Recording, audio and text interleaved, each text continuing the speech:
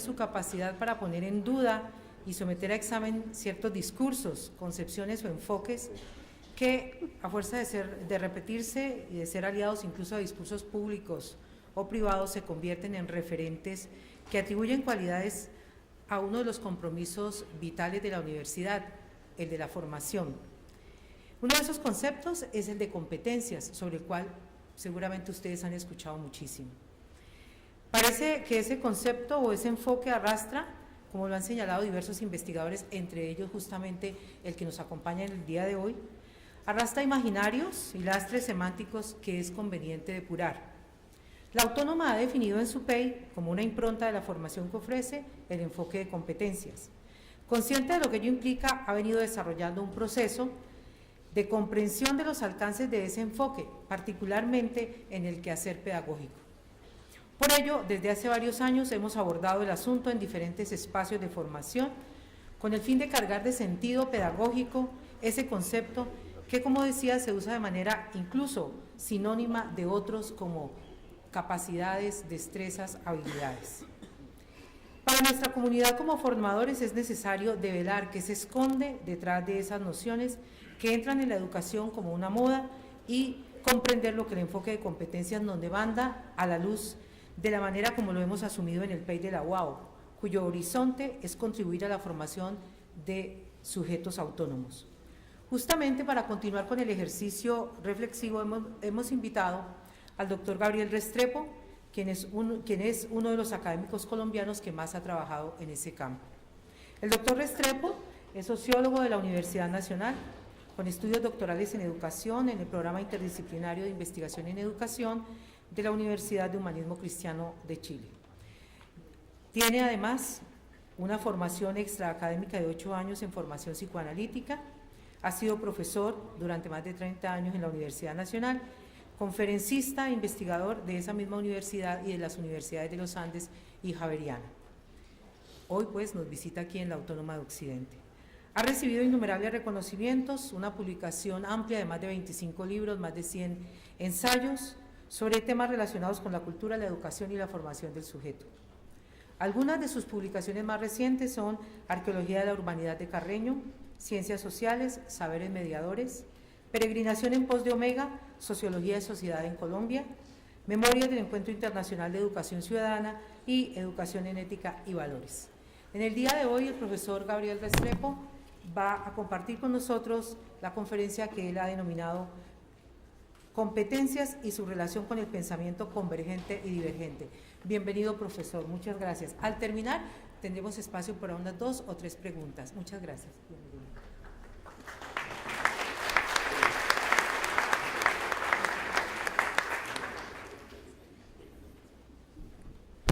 Bueno, un saludo a todas y a todos ustedes. Un placer, permítame que ponga el sombrero porque ya es, después del saludo, porque ya es una costumbre. Es un placer estar en la Universidad Autónoma, por ser universidad y por llevar ese nombre. Porque es importante pensar que el nombre de Autónoma está relacionado de modo directo con el pensamiento convergente y el pensamiento divergente y por tanto con el concepto de competencias que voy a tratar de dilucidar. Y ello porque ¿de dónde proviene el concepto de autonomía en relación con el pensamiento y con las instituciones? Fundamentalmente de el surgimiento mismo de las universidades en el siglo XIII en Europa. Antes de surgir las universidades, tenemos el precedente de los monasterios.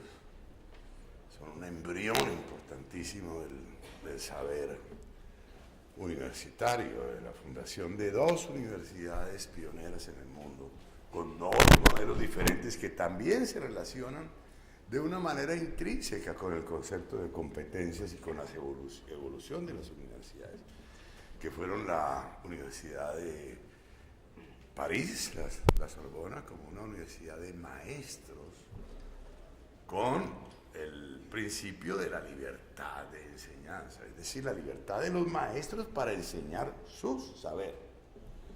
Por el contrario, la de Bolonia, surgida más o menos en el mismo tiempo, fue una universidad creada como corporación de aprendices. Fíjense usted la diferencia. No de enseñantes, sino de aprendices. Y lo que allí se instauró como principio era un principio que entonces parecía opuesto a la de París, que era la libertad de aprendizaje.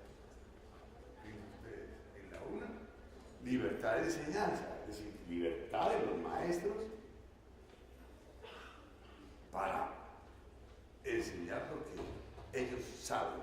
Y en la otra parte, libertad de los aprendices, libertad de aprendizaje para aprender lo que ellos quisieran. Y esos dos principios corrieron separados durante mucho tiempo, hasta que la Universidad Norteamericana lo juntó. Y por eso el modelo norteamericano que tantas veces criticamos tiene tanta potencia, porque logró equilibrar algunas antítesis de las universidades como son: o enseñamos la tradición o la cambiamos. Es un dilema entre enseñar la tradición o romper la tradición, porque investigar es romper la tradición, no es otra cosa. Partir de la tradición pero romperla. Entonces allí lograron equilibrar con el precedente de la Alemania de Guillermo de Montfort a finales del siglo XVIII, la enseñanza y la investigación. Y lograron también los Estados Unidos equilibrar el saber general, lo que se llama la Bildung en alemán, Bildung, una formación universal, con la Beruf, una profesión, a través de la graduación de los estudios generales, los primeros años, luego profesionales y luego ya especializados en el doctorado. Pero esta unión de la libertad de enseñanza y la libertad de aprendizaje tiene que ver mucho con el tema de las competencias, porque empezamos a pasar de un paradigma de la enseñanza a un paradigma del aprendizaje, que es el que está significado en esa maravilla de la Comisión Fauré de la UNESCO de 1973, Aprender a Ser, que es uno de los principios del enunciado de las competencias, del discurso de las competencias. Hay que aprender a aprender. Eso se llama deuteroaprendizaje, aprender a aprender.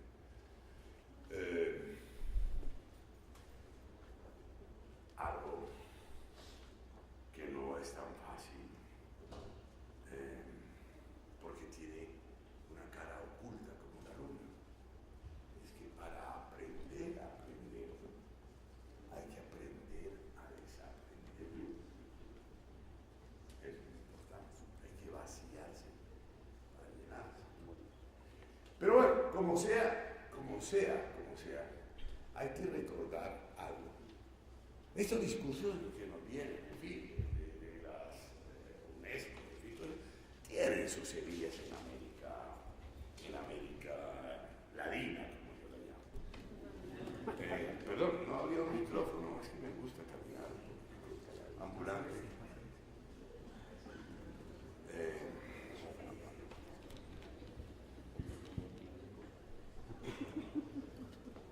Mil gracias. En América Latina, y me gusta caminar,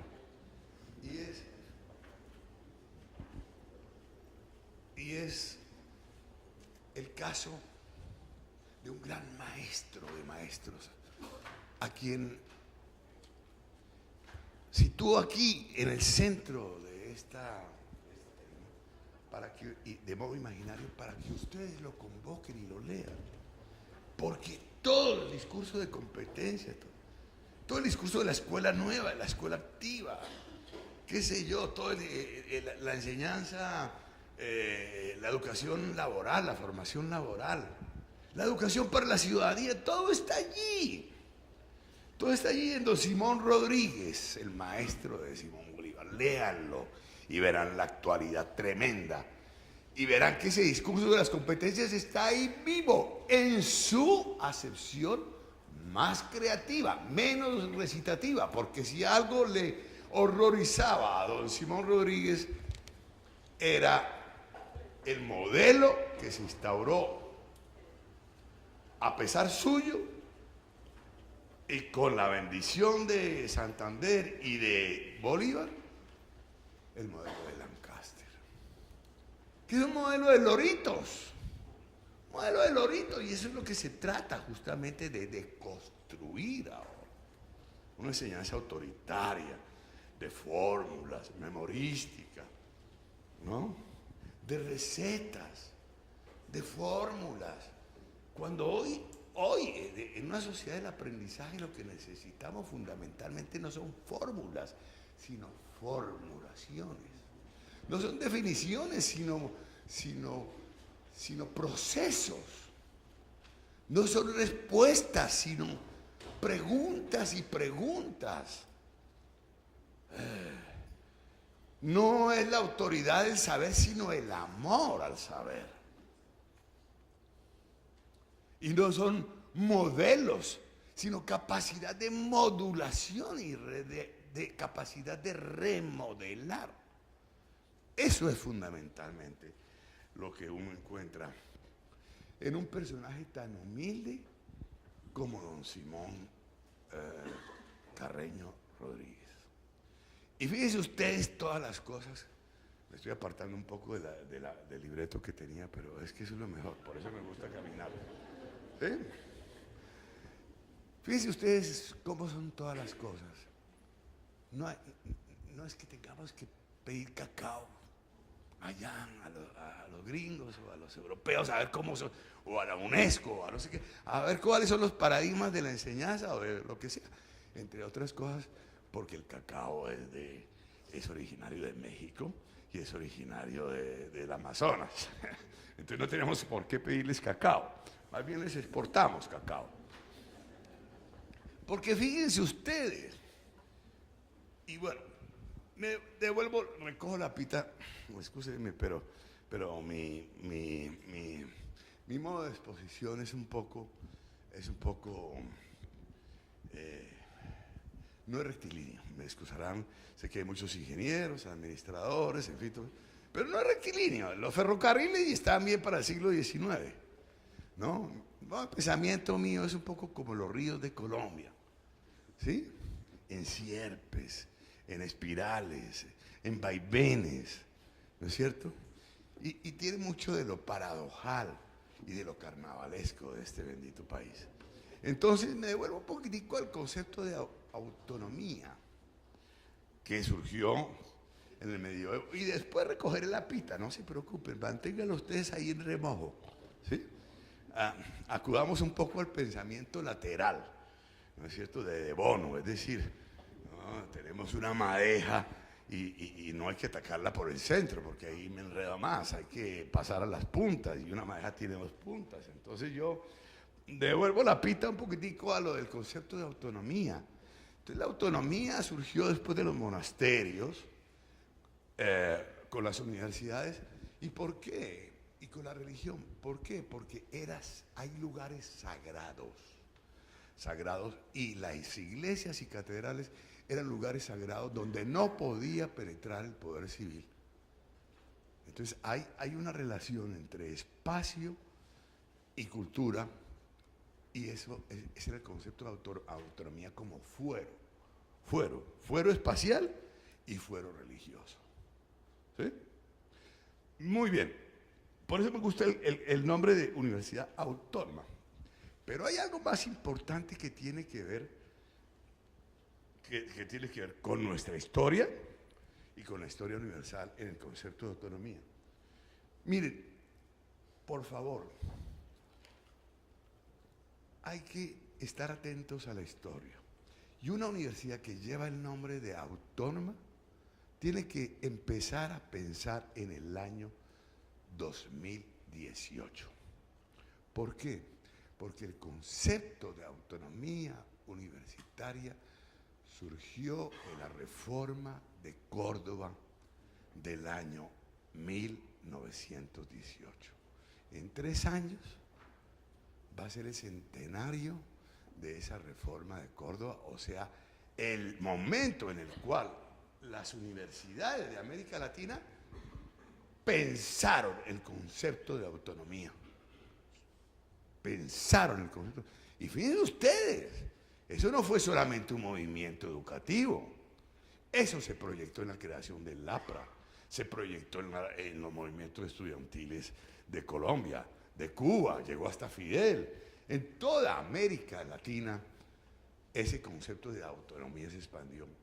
Es una oportunidad para ustedes muy importante de repensarse en función de ese concepto de autonomía y en función de esos procesos históricos de América Latina, de transformación de las universidades. Pero ahí es donde enlazo la historia de América Latina con la historia universal. Por mucho tiempo los movimientos estudiantiles pensaron el concepto de autonomía desde una perspectiva puramente espacial. Aquí no puede entrar la policía, ¿no? ¿Sí?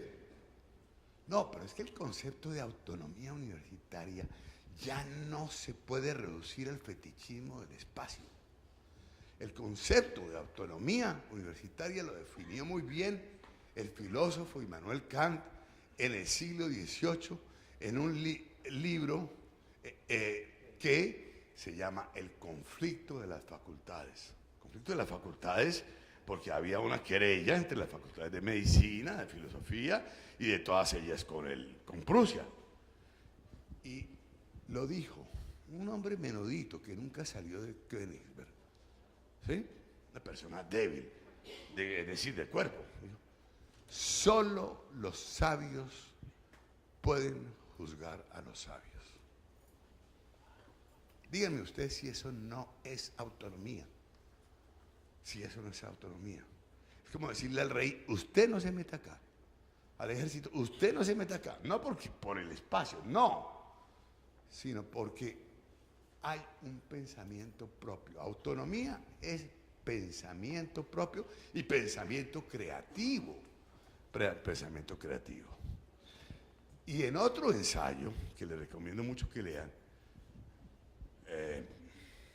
que responde a la pregunta que le hiciera una revista,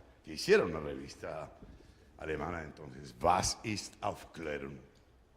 ¿Qué es la ilustración? Él respondió algo muy sencillo. Bueno, ilustración es pensar, el coraje para pensar por cuenta propia. Y eso es autonomía. Y esas son competencias también. Ese es el discurso de las competencias. Es pensar por cuenta propia. No pensar como loritos. No recitar como loritos. Es pensar por cuenta propia. Y si ustedes miran qué fue la independencia de Colombia, ahora que vamos a pasar al bicentenario también de la batalla de Boyacá, y vamos a repensar, no una segunda independencia, porque la independencia colectiva como la independencia o autonomía personal se batallan día a día, segundo a segundo. La autonomía se gana en una lucha constante por renovarse, por aprender a aprender y por aprender a desaprender, a librarse de las pasiones, a dejar de estar aprendido o apresado para que el pensamiento fluya, para que el pensamiento sea dinámico, no se estanque, no sea repetitivo, no sea cansino, no sea autoritario, sea creativo, se explaye. Entonces, nuestra independencia fue antes un proceso cultural y educativo, guiado por ese principio de Kant, Was ist Aufklärung, o sea, pensar por cuenta propia, que un proceso político o militar. Lo que pasa es que aquí adoramos el poder, fetichizamos el poder y fetichizamos las armas de uno o de otro lado. Pero la independencia se logró gracias a la autonomía del pensamiento, gracias a José Celestino Muti, gracias a Caldas. A Caldas lo fusilaron porque Sámano decía en la carta remisoria de los materiales de la expedición botánica que a Caldas le cabía el país en la cabeza.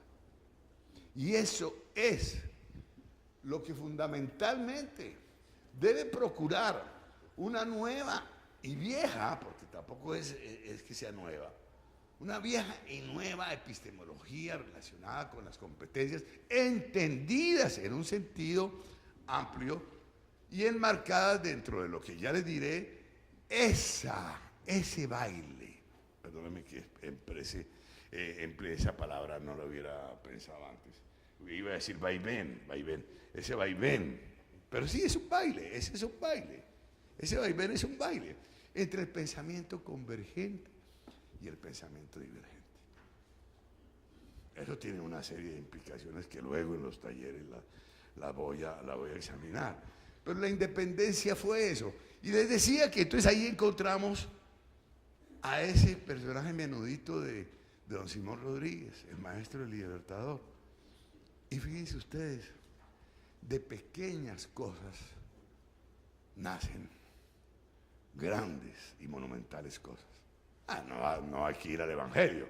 ¿Acaso de Belén puede salir algo grande? Se preguntaban en esa época. Y bueno, sí, en un pesebre nació Cristo. Bueno, no voy a entrar allá porque, en fin, dirán, no, este se equivocó de profesión, ha debido ser cura.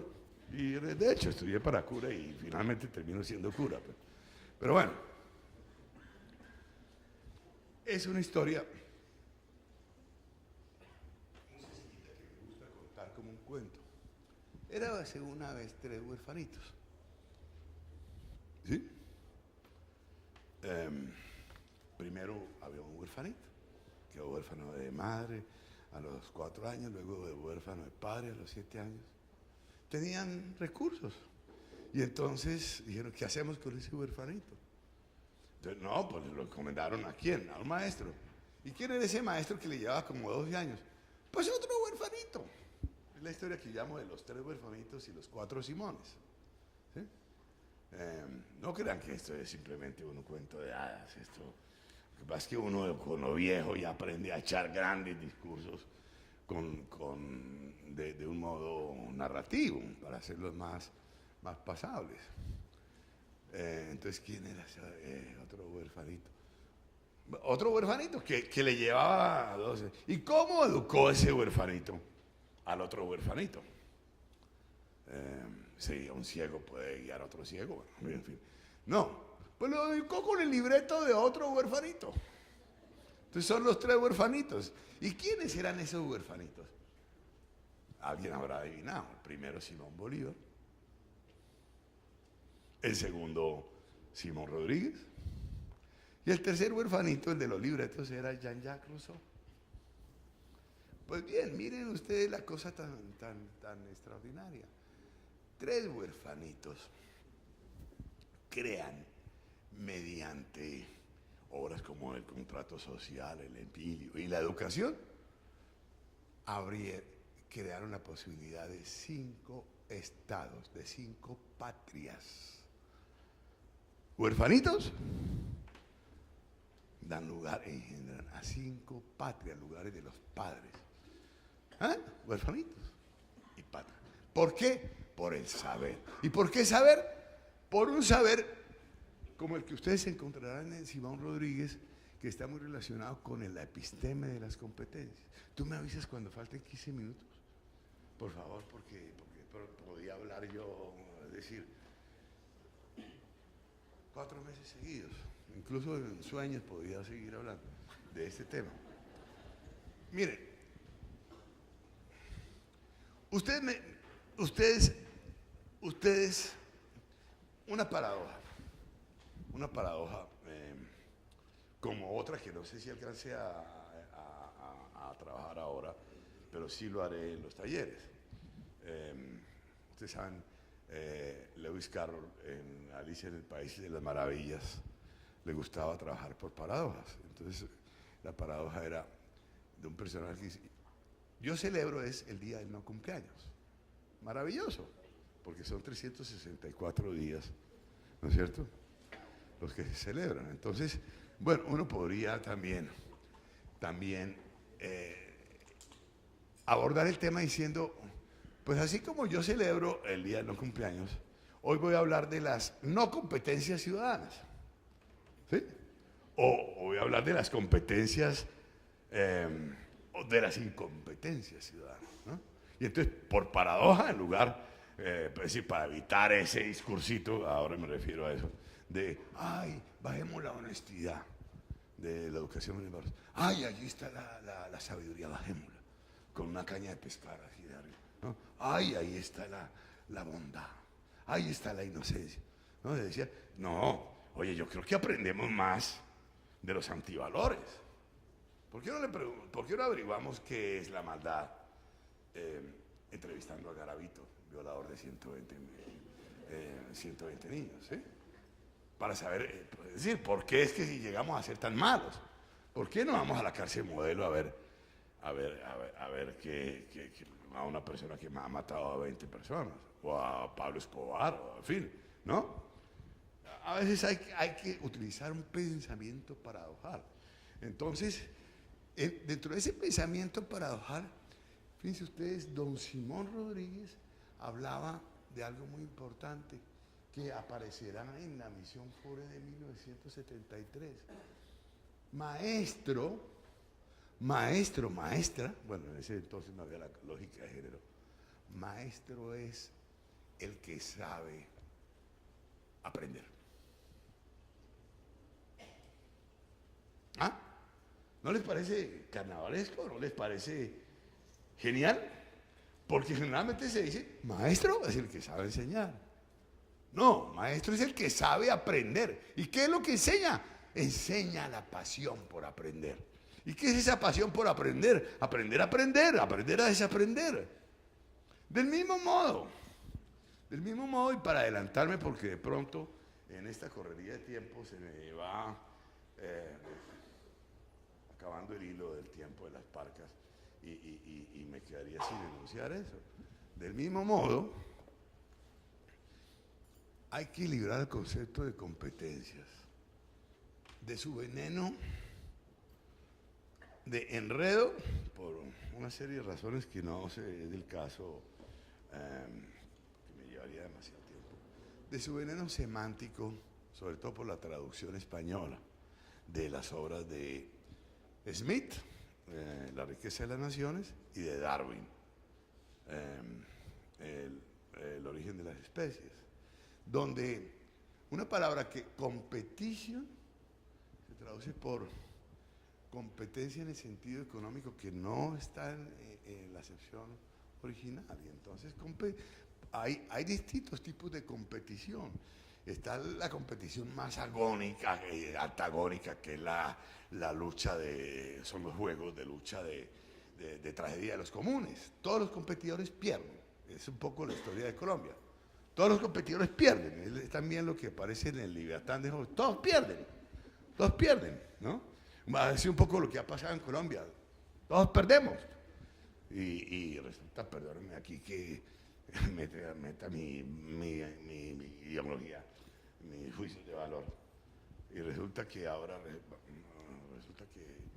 dos perdedores, de los perdedores más perdedores que son perdónenme un poquitico, los gobiernos y las guerrillas, van a salir de triunfadores, ¿no? Bueno, en fin, bueno, paso.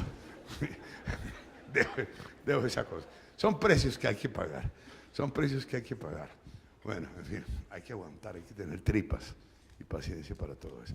No, hay otro juego tremendo que es el de suma cero, ¿sí? O sea, lo que uno gana lo pierde el otro. Eso también es el problema de la guerra. Pero todas las competiciones no son de tipo agónico o antagónico, ¿sí? Hay competiciones cooperativas o con mezcla de competencia y de cooperación. El concepto de competencia en un sentido no venenoso no sería el de suma cero. Y esa es la razón por la cual nos resistimos a los discursos de competencia, porque inmediatamente lo vemos como el juego de una competencia económica o de una lucha por la supervivencia. No, hay que verlo de otra manera. Hay que verlo en su sentido cooperativo y en su sentido propositivo. Entonces, hay que verlo como un juego, como explicaré esta tarde, relacionado con la creatividad. Y la creatividad tiene dos puntas. La creatividad tiene una punta que es la respuesta y otra punta que es la pregunta. Por eso también tenemos que repensar un poquitico el asunto de la diferencia entre competencias y evaluación de competencias. Porque ustedes me dicen cuál es la mejor estrategia para preparar a los estudiantes en términos de la evaluación de competencias. ¿Cuál sería la mejor estrategia desde el punto de vista de una episteme o de un dispositivo, de un pensamiento de las competencias pensadas en un sentido relacionado con la creatividad? Yo diría, paradójicamente, la mejor manera de prepararlos es no enseñándoles a responder, porque es que en eso volvemos a caer de nuevo en el discurso anterior, pese a que digamos que no, que es aprender a aprender, que es a tener creatividad, que es a resolver las cosas con autonomía, que es a tener imaginación, que es aprender a aprender. No importa, todo por el dispositivo de la internacional, nacional y global de evaluación de las competencias nos lleva a un asunto que no nos diferencia mucho del catecismo de Astete, que es uno de los libros más leídos de América Latina. 350 preguntas las conté y todas tienen solo una respuesta. Todos tienen solamente una respuesta. Entonces, ¿quién puede aprender así? Cuando Descartes planteaba la duda metódica, cuando la ciencia precisa de la disidencia. Nadie. Son ferrocarriles para seguir una misma ruta, casi hacen algo. Entonces vuelvo al asunto. ¿Cómo prepararía yo a los estudiantes? Enseñándoles a preguntar, no a responder. Fíjense ustedes, ¿se dan cuenta? Quiero ver sus rostros, captar, a ver si comprendieron la sutileza que hay en eso, ¿sí? Enseñándoles a preguntar. Porque si saben enseñar a preguntar, interrogar el saber, pues sabrán responder. Sabrán responder. Fíjense, ahí no hay lugar a dilema o responder o preguntar. No, lo que pasa, ahí la creatividad, saquémosla de los cajones, saquémosla de los dispositivos. Sí, sí, sí, sí, una única respuesta, sí, sí, sí, sí. No, la autonomía es tener la capacidad de pensar por cuenta propia y de conjugar las oposiciones y de jugar con ellas, de hacer ese vaivén gracioso. Aprendámosle a nuestros pueblos que lo saben a través del carnaval. Entonces, esto se resume en una cuestión, porque no sé cuánto tiempo me quede.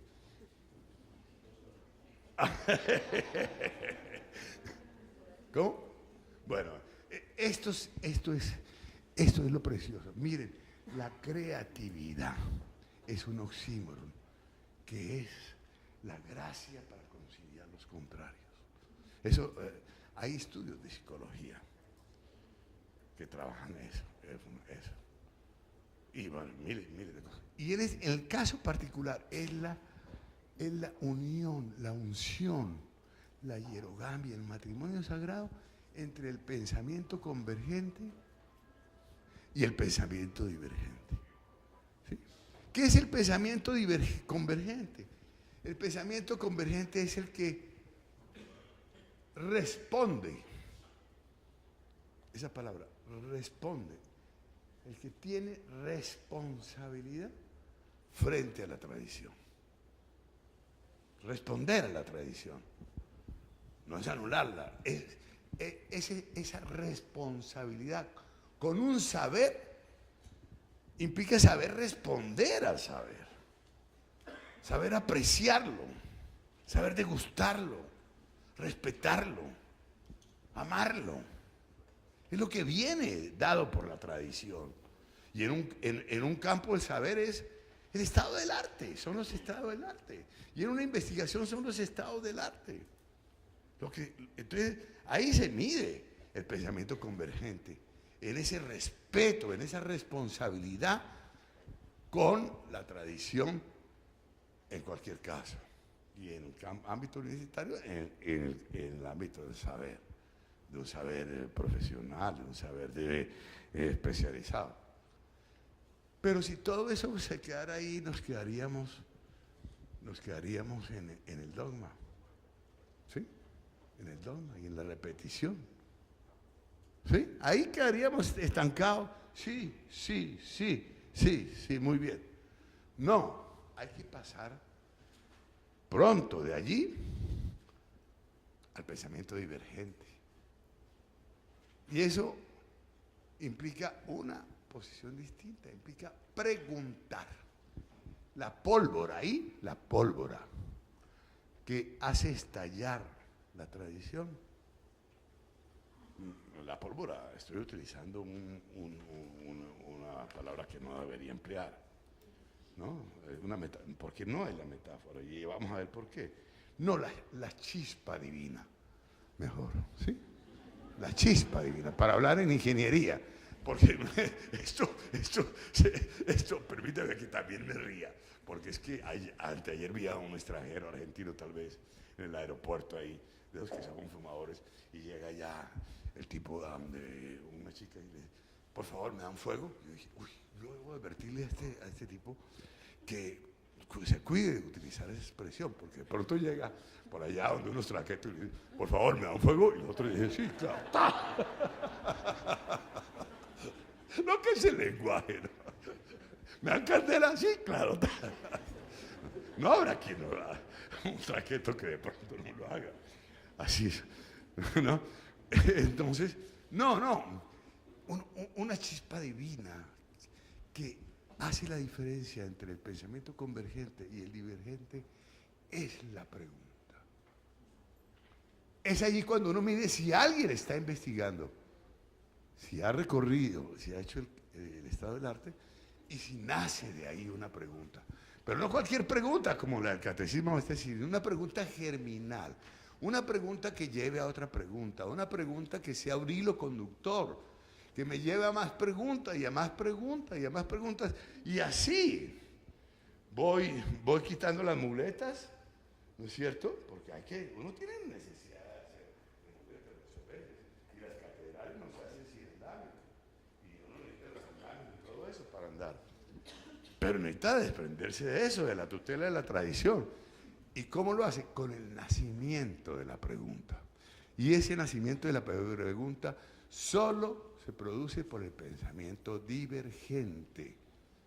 Y fíjense que el problemita es que, por eso diferencio entre evaluación entre competencias y evaluación de competencias. El problemita es que la evaluación de las competencias nos reduce la episteme amplia de las competencias a una sola dimensión, que es la capacidad de responder. Porque es muy difícil que un examen masivo pueda tener un dispositivo para medir la capacidad de preguntar. Pero entonces el bien avisado sabe que en los procesos de enseñanza y aprendizaje debe combinar la capacidad de responder con la capacidad de preguntar, y debe enseñar entonces a sus estudiantes a preguntar, a saber preguntar, porque si saben preguntar, saben responder. Y miren lo más extraordinario de este enlace gracioso entre pensamiento convergente y divergente, es que finalmente no resultan antagónicos. No resultan antagónicos, y eso es una sabiduría incluso para pensar la política extraordinaria y los procesos personales. ¿Por qué? Porque resulta que están entrelazados por un concepto que acuñó Hegel y que supuestamente Marx seguía, pero no veo ni en Hegel ni en Marx que finalmente hubieran obedecido ese concepto, que es el concepto de Aufheben. Lo traducen por superar conservando.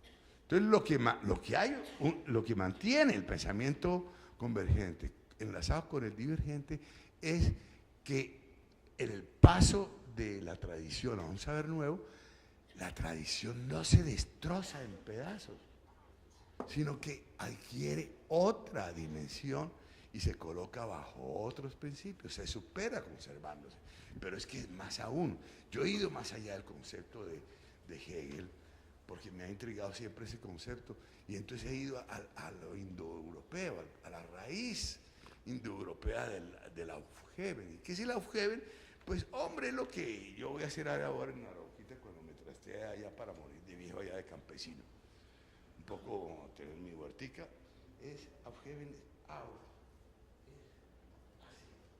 Este movimiento. ¿Sí? Superar conservando es este movimiento del campesino para recoger el fruto, pero lo hace 2 veces, porque miren, ¿ya? Como Cristo cuando el episodio con la mujer adúltera escribía sobre la tierra. Y vuelve así, ¿para qué? Para poner las semillas ahí, para una nueva siembra. Eso es precioso. Eso no tiene nombre. Eso nos distancia de las revoluciones que pretenden acabarlo todo y resulta que el pasado se les cuela y vuelve a abrirse después, como pasó con la revolución soviética, ¿no? Se destroza el sistema capitalista y después vuelve a aparecer, ¿no? No, las transformaciones tienen que operar mediante esa conjugación de tradición e innovación. Bueno, volveré entonces al asunto de los 3 Simones y los 4, los 3 huerfanitos y los 4 Simones. Entonces, ¿qué crearon ahí los 3 huerfanitos? Crearon pues 5 estados. ¿Y cuáles son los 4 Simones? Primero, Simón Bolívar. ¿Qué es Simón Bolívar? El saber del poder. ¿Qué es Simón Rodríguez? El poder del saber. Ojo, que ahí es donde está la autonomía universitaria. Y ahí es donde debe situarse el universitario. Una cosa es el poder del saber, que eso lo encarna don Simón Rodríguez, y otra cosa es el saber del poder, que eso es un poco de Simón Rodríguez. El saber del poder suele ser arrogante, suele ser viracocha. El poder del saber suele ser tunupa, o suele ser saber Simón Rodríguez, por lo llano y por lo bajo. ¿Sí? Bueno, entonces, ¿cuál es el tercer Simón?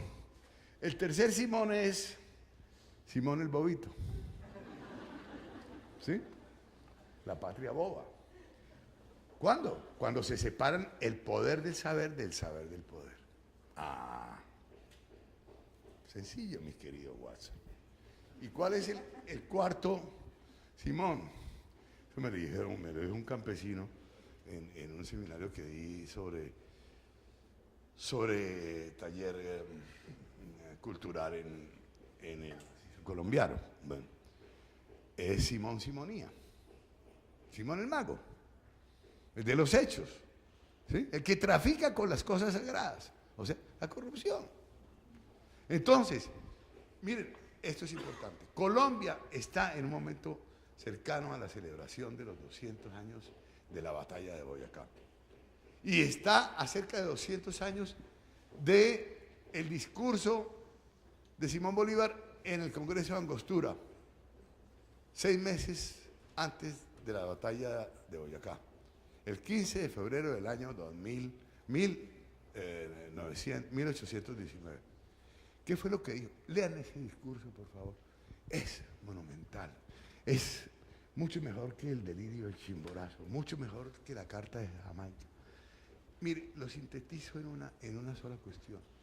Si no fundamos la soberanía política, y eso es puro Rousseau, eso es de nuevo el otro huerfanito, si no fundamos la soberanía política en la educación del soberano, nosotros, acostumbrados a largas y cruentas guerras, la emprenderemos contra nosotros mismos. ¿Sí? ¡Ajá! Sencillo, mi querido Watson. ¿Qué ha pasado? ¿Y qué proponía él? Establezcamos la educación como un cuarto poder público. El poder, decía, moral de la nación, yo diría el poder ético de la nación. ¿Sí? Uno que no sea ni del Estado, ni de que una todo. Esa propuesta es una utopía que está por realizar y yo me propongo ayudar a descongelar eso que quedó congelado en Pisba por las victorias marciales. Pero bueno, el asunto es que un nuevo pensamiento de la educación con el discurso de competencias pensado como unión graciosa de pensamiento convergente y divergente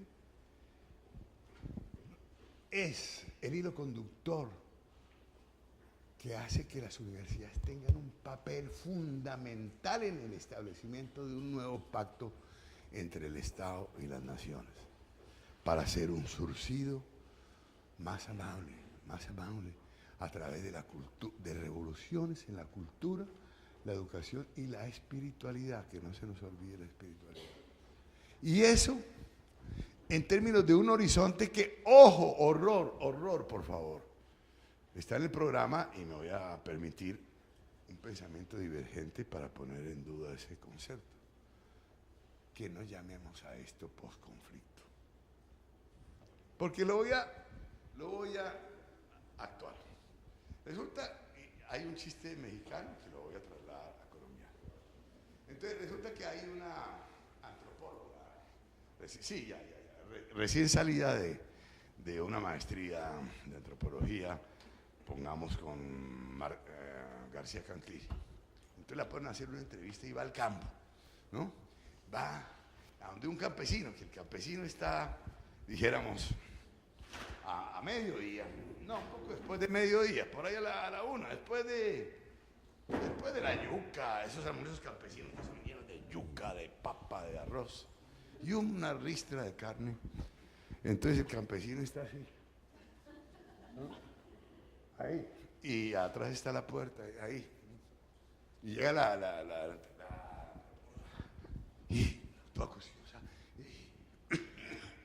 oye, manito, necesito que me responda una pregunta aquí, es para Televisa, un programa, ¿no? En fin, bueno, diga, mándelo, en fin, toma su tiempo.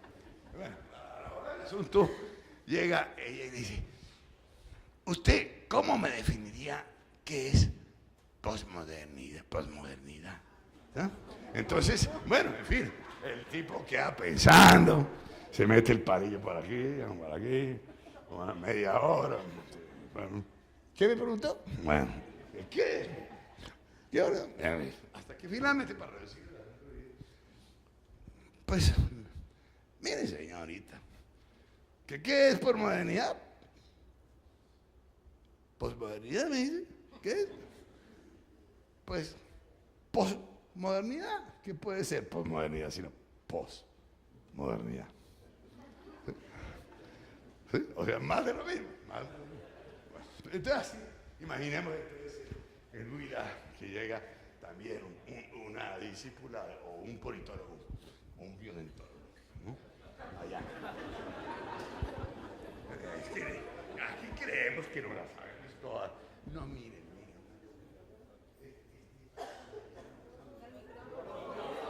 Ya los intelectuales no podemos mamar más gallo con discursitos, porque el país está aprendiendo. Está surgiendo un nuevo país desde todos los rincones más pequeñitos de Colombia. La Constitución de 1991 está dando los frutos. No tengo tiempo para explicar eso, pero por eso me voy a ir a Arauquita. Un municipio que solo era inspección de policía hasta 1971, que ha pasado al puesto 900, al 700, al 400, al 300 y al 96 en 10 años. Arauquita.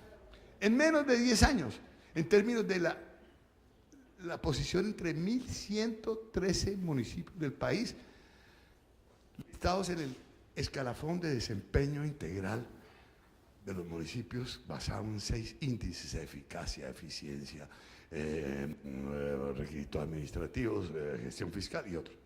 ¿Sí? Así, medido, el aceite medido. Ha pasado al puesto 96. Y en gestión fiscal, puesto 9, entre 1.113 municipios. ¿Sí? Y eso pasa con Chía, eso pasa con Cota, eso pasa con Nopsa.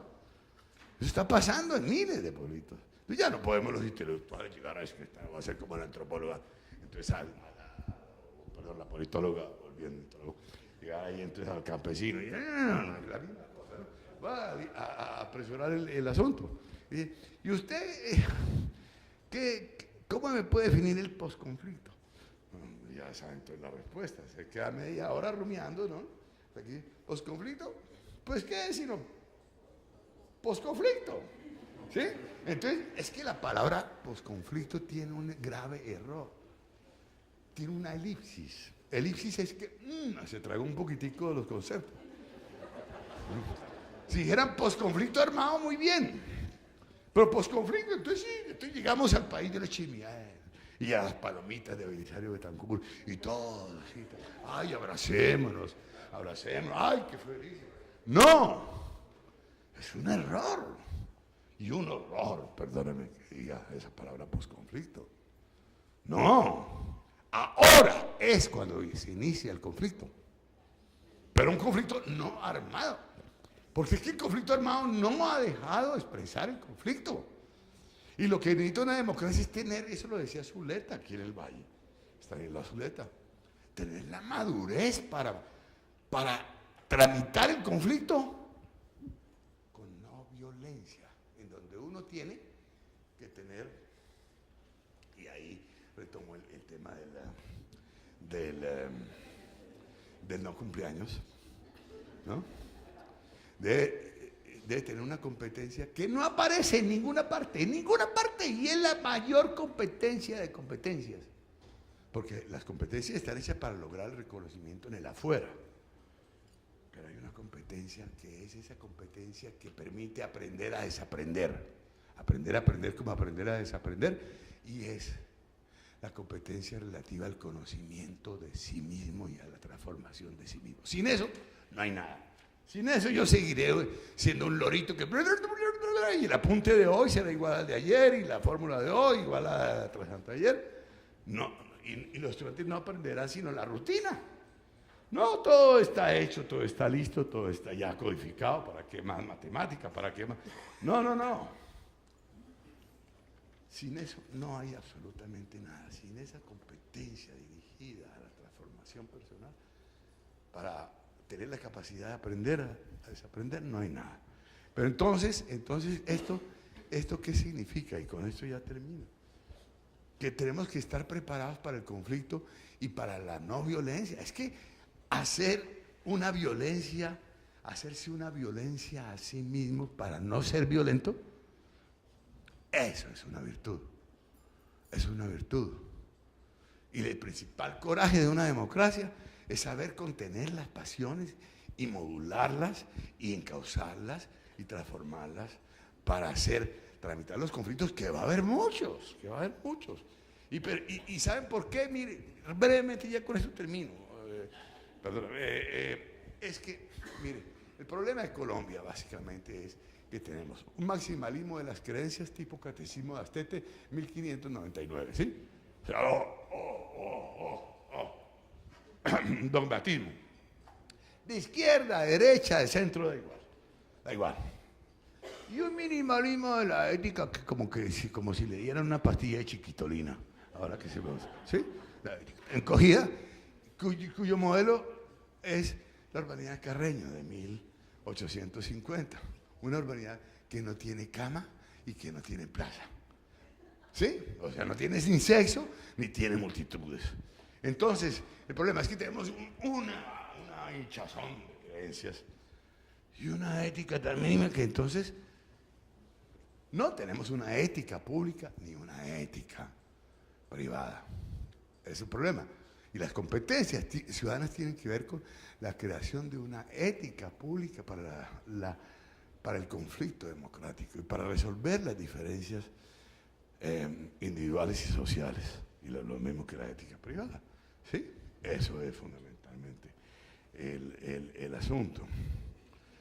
Y con esto voy dando fin a mi conferencia en el día de mi cumpleaños número 69.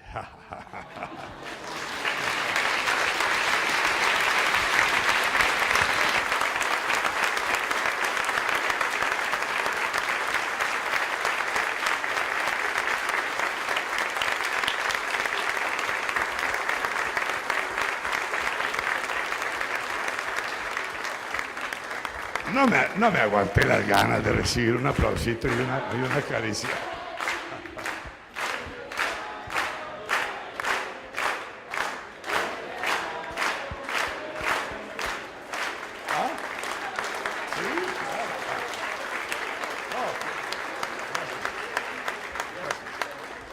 Qué grato.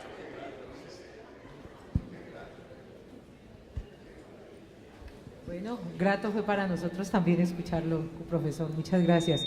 Bueno, dado que hay una programación que tenemos que adelantar en las facultades, pues vamos a prescindir lamentablemente de las preguntas y le agradecemos. De todas maneras, quienes tengan preguntas, los monitores están a la salida, las pueden hacer llegar y a través del seminario que se va a realizar con la Facultad de Humanidades podríamos intentar recogerlas y posteriormente divulgar algunas de las respuestas del profesor en el portal docente.